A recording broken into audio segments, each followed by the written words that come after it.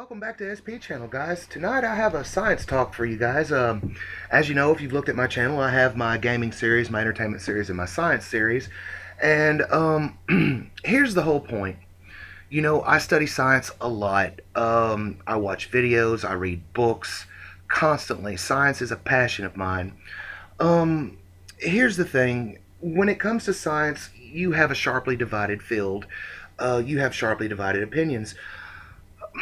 You will hear some scientists say, hey, do you believe that there is an afterlife? And some scientists will say, no, this is all we get. This is it. Enjoy your life. Make the best of it. This is it. This is all you get. But you have to consider there's two sides to every story.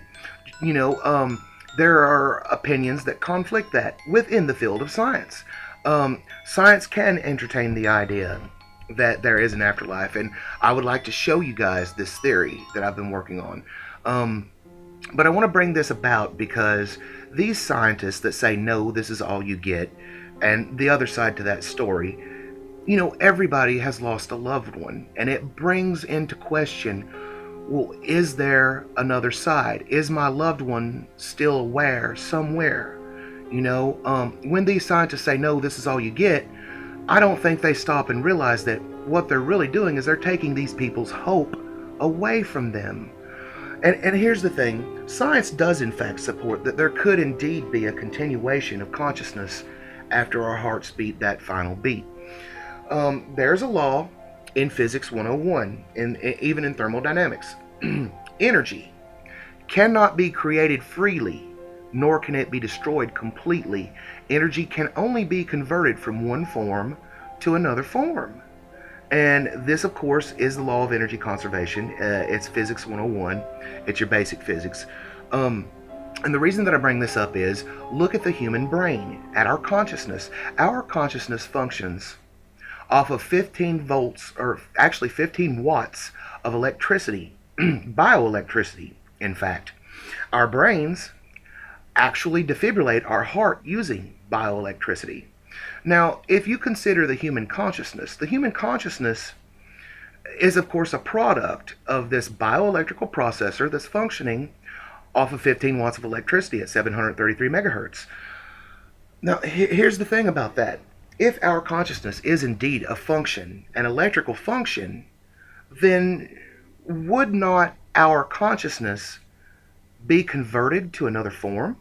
Our consciousness could not then be destroyed by physical death, for the energy that is our consciousness, our awareness, must, by the law of physics, by the law of energy conservation, it must be converted into another form. And the reason that I bring this up is, you know, of course, some people have beliefs in souls and the passing of a soul into an afterlife. And here's the thing. If your consciousness is indeed an energy that passes into an afterlife through the law of energy conservation, would that not be very much like a soul? If you think about our consciousness and that it is a byproduct of an electrical function, it is energy. It could not be destroyed by physical death. It must be, by the law of physical energy conservation, be converted into another form. And the reason that I bring this up is these people, these scientists that claim that, you know, this is all we get, it's a one-shot deal, and after our hearts beat our final beat, it's over for good, they rob people of that hope. People need that hope. And here's the thing. What a lot of people don't realize is that when scientists throw their opinions around, you've got to realize the difference between scientific fact and scientific opinion. No one can prove or disprove at this point that there is or is not an afterlife. But those scientists that have their little shows and have their little theories about how this is it and that there is no afterlife, they're basically blustering their own opinions to people, and at the same time they're robbing people of this hope and desire that they may someday join or reunite with their loved ones, when science in fact does support that our energy consciousness could in fact must in fact be converted into another form. And that kind of hints toward the possibility of a continuation after physical death. I just wanted to throw this out there to you guys.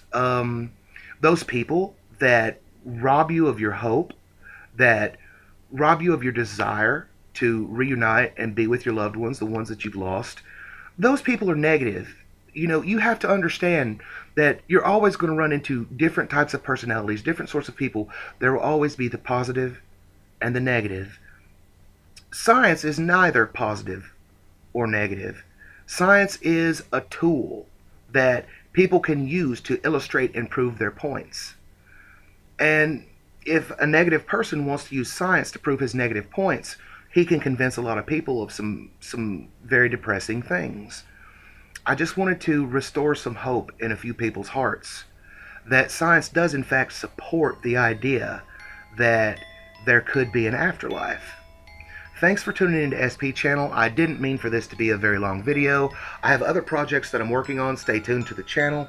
If you enjoy my videos, please don't forget to rate, comment, and subscribe. You guys have no idea how hard I work to bring you guys content because you are who matters.